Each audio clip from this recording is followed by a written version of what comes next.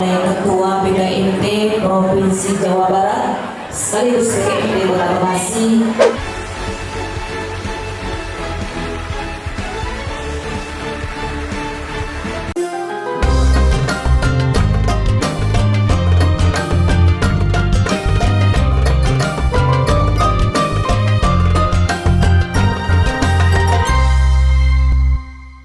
Assalamualaikum sahabat semua, selamat datang di vlog saya. Dan hari ini saya mengajak teman-teman semua mengikuti kegiatan-kegiatan saya.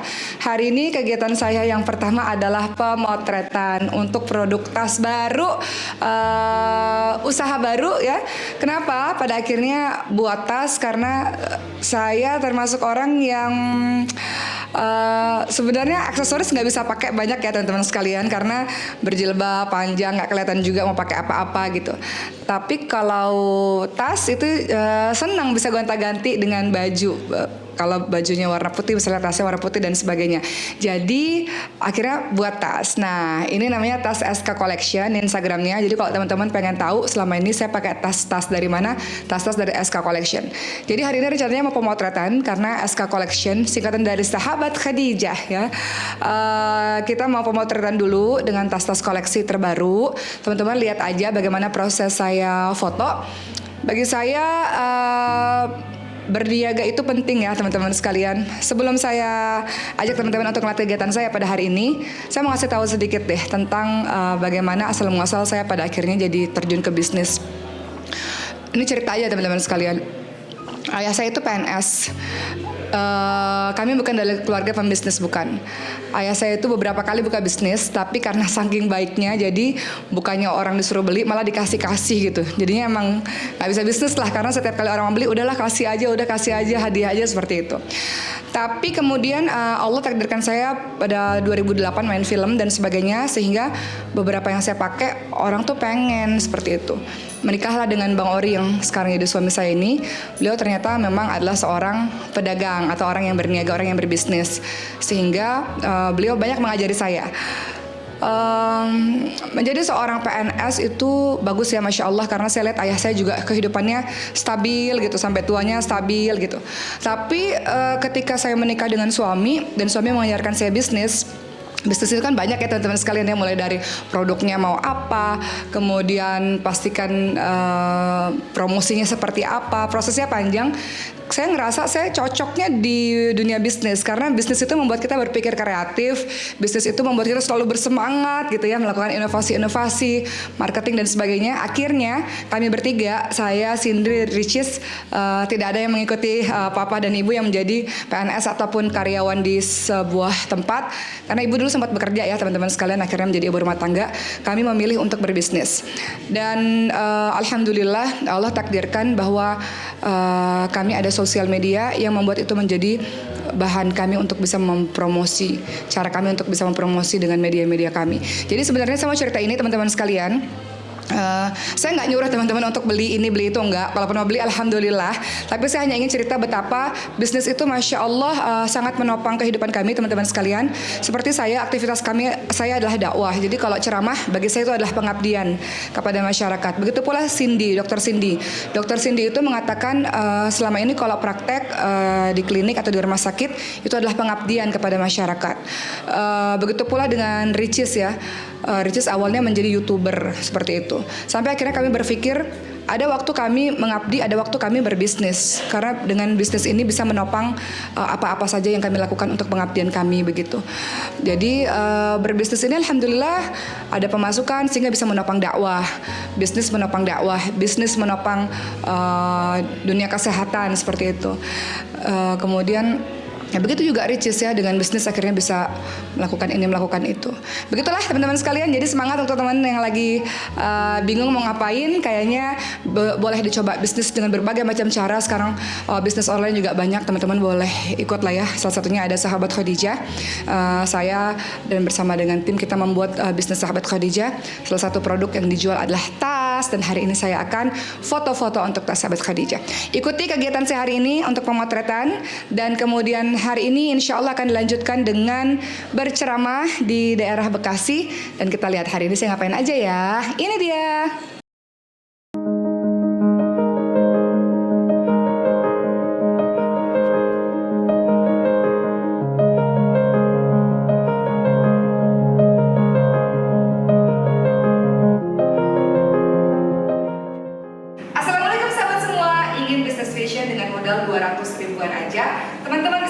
terbaru dalam Sahabat Khadijah. Tidak perlu stok barang, tinggal posting-posting aja dan insya Allah kita bisa sukses bersama-sama.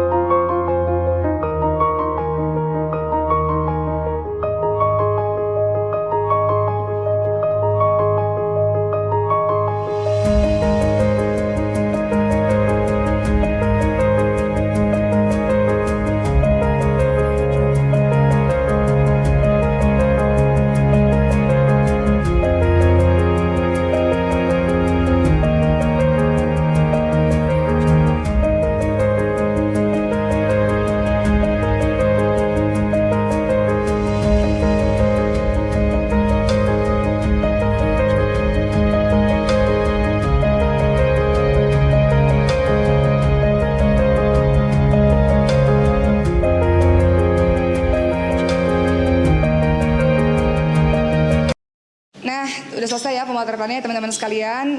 Masya Allah, seneng banget karena bisa buat produk baru yaitu tas. Senang lah karena ada sebuah bisnis baru yang mudah-mudahan bisa saya seriusin. Ini sekalian saya mau kenalin nih tas-tasnya. Saya suka banget dia ini tas-tas tote bag teman-teman sekalian. Kenapa? Saya suka bawa barang banyak banget kemana-mana. Barang-barang wajib itu yang biasanya saya bawa kalau kemana-mana itu pasti harus ada pouch makeup. Pouch makeup itu penting. Kenapa? Karena di dalamnya itu ada bedak, ada lip gloss. Itu penting ya untuk para perempuan ya untuk membuat wajah kita terlihat segar terus-menerus. Kemudian yang berikutnya yang juga penting yang ada di dalam tas saya itu biasanya benda wajib. Pastinya dompet, kemudian handphone, pastinya charger, earphone itu penting banget karena kadang-kadang saya suka zoom.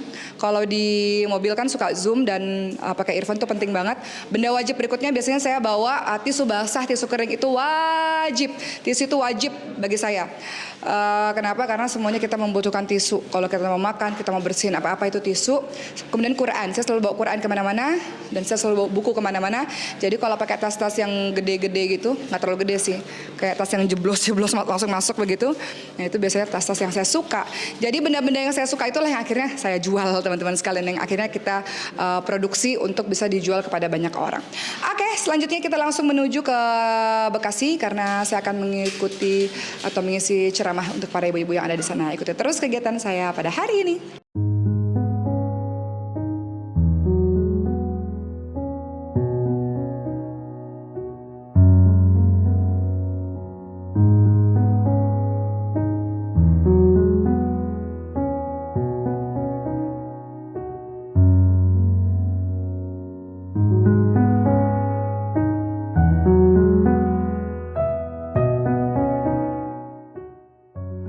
Tersebut tidak dikabulkan. Orang tersebut yang merasa dirinya berdosa mulai berdekat badannya dan merasa aku tidak mungkin, angkat tangan tidak mungkin keluar dari barisan ini. Kamu tidak mungkin ibu, malu, betul nggak? Contoh di antara barisan ini, ayo yang berdosa keluar dari barisan ini kan tidak mungkin, malu. Itu terjadi perang Badar antara umat Islam dengan orang-orang kafir Quraisy. Rasulullah SAW sudah tahu ini agak susah sebetulnya berperang melawan orang-orang kafir Quraisy dalam keadaan jumlah pasukan yang sedikit, jumlah persenjataan yang juga tidak banyak. Pastilah sebenarnya orang-orang kafir Quraisy itu bisa menang dengan pasukan yang banyak, jumlah persenjataan yang banyak.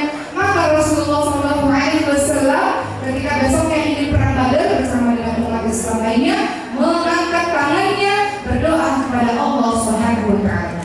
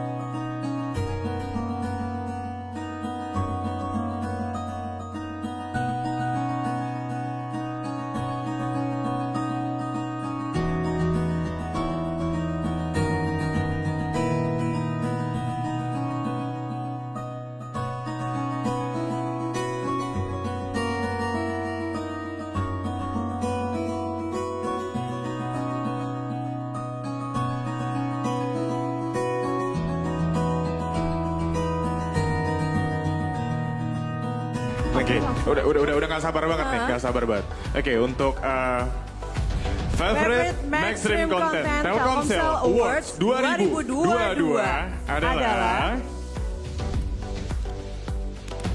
deg-degan. Oke, tahan. Udah siap? Siap. Udah nggak sabar. Oke. Merindu Cahaya di Amstel.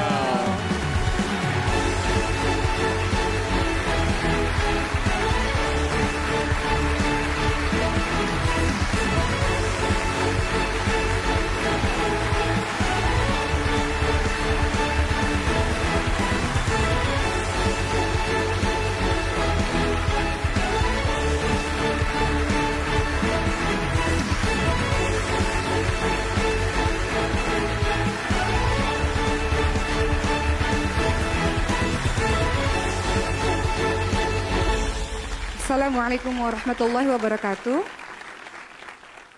Selamat malam semuanya. Saya mewakili keluarga besar dari Merindu Cahaya di Amstel. Pertama-tama kami mengucapkan selamat ulang tahun untuk Telkomsel ke-27. Dan terima kasih untuk Maxstream dan juga untuk seluruh penonton yang telah mendukung film Merindu Cahaya di Amstel. Film Merindu Cahaya di Amstel menceritakan bagaimana setiap orang berusaha untuk mencari cahayanya masing-masing. Dan ketika pada akhirnya dia menemukan cahaya, dia penuh dengan keselamatan dan kebaikan dalam hidupnya. Sekali lagi terima kasih, salam sayang dari keluarga Merindu Cahaya di Amstel untuk semuanya. Terima kasih, Assalamualaikum warahmatullahi wabarakatuh.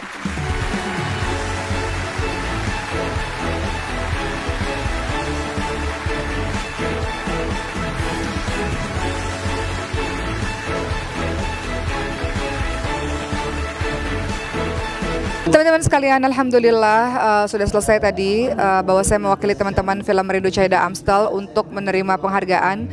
Tentu kalau saya pribadi secara film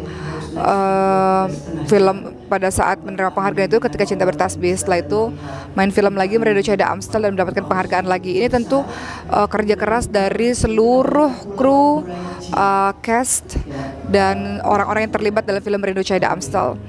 Dan Masya Allah ya, film Merindu Cahaya di Amstel itu syuting 2020 ya teman-teman sekalian, ketika sebelum corona di Belanda. Dan film ini bagus banget. Saya pribadi, saya bahagia ketika Allah izinkan saya untuk main film ini. Kenapa? Karena dalam film ini diceritakan bagaimana setiap orang menemukan hidayahnya masing-masing. Bagaimana setiap orang bisa menemukan cahaya dan jalannya masing-masing. Kadang-kadang mereka harus melewati kesuraman dulu, kegelapan dulu dalam hidupnya. Setelah itu mereka betul-betul menuju kepada Allah dengan sebaik-baiknya. Dan hari ini kembali lagi karena teman-teman lainnya nggak bisa datang karena mereka ada syuting dan kegiatan-kegiatan lainnya. Saya mewakili mereka dan mudah-mudahan banyaklah film-film positif lagi yang menyebar kepada seluruh masyarakat ya. Jadi film itu bukan hanya sekedar film. Saya pikir film itu bukan hanya sekedar bisnis yang meraup keuntungan yang besar, tapi juga di dalamnya ada pesan yang ingin disampaikan kepada banyak orang. Dalam hal ini pesan yang ingin disampaikan adalah ya tentu saja pesan-pesan mengenai kalau Merindu Cahaya di Amstel ya, pesan mengenai bagaimana kita kembali kepada Allah Subhanahu wa taala. Begitulah teman-teman sekalian, saya mau masuk lagi ke dalam untuk melihat keadaan acara di dalam. Saya bahagia karena Allah izinkan saya untuk ada di dunia hiburan ini, di mana saya pikir kita tidak hanya menyebarkan kebaikan lewat di masjid atau mungkin lewat tulisan, tapi kalau bisa lewat media kenapa tidak? Kalau bisa lewat dunia hiburan kenapa tidak? Dengan film-film yang diproduksi, betapa banyak orang-orang yang bisa berubah hanya dengan menonton 1 jam atau 2 jam film. Begitulah, jadi mohon dukungannya dari teman-teman semua. Semoga kami bisa berkarya lebih baik dengan film-film yang baik dan mudah-mudahan bisa menjadi inspirasi untuk banyak orang ketika mereka menonton film-film baik. Oke teman-teman sekalian, sekian dari saya untuk vlog ini. Doakan kami semua ya, dan untuk teman-teman semua yang mau berada dalam sebuah pekerjaan seperti ini, tekadkan bahwa apapun pekerjaan kita adalah seorang hamba Allah yang punya tugas untuk mengajak orang lain pada kebaikan, mencegah orang lain pada kemungkaran, insya Allah. Makasih sudah nonton vlog ini, kita ketemu di vlog-vlog berikutnya. Dah.